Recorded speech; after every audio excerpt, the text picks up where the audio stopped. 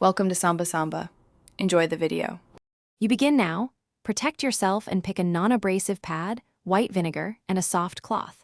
Apply vinegar to the rusted spot and let it sit 1 to 5 minutes so it penetrates surface oxidation. Scrub gently along the grain to lift particles without scratching stainless steel. This preserves the protective chromium layer. Once done, rinse with water and pat dry to stop chemical action. Make sure to inspect closely for pitting before moving to deeper treatment. Now escalate. Mix baking soda with water into a paste or apply a stainless-specific rust remover per instructions. You work along the metal grain, using a soft bristled brush or non-scratch pad to avoid etching. The paste acts as a gentle abrasive and lifts embedded iron. The remover chelates rust chemically.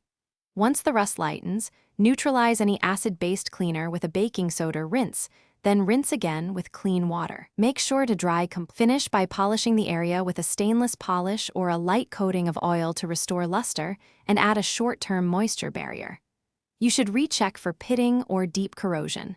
If visible, consider replacing the part or repassivating with a nitric or citric acid product to rebuild the chromium oxide layer. If rust returns quickly, it likely stems from embedded iron or harsh chemicals. Make sure to use phosphoric-based treatments or consult a professional to avoid further damage.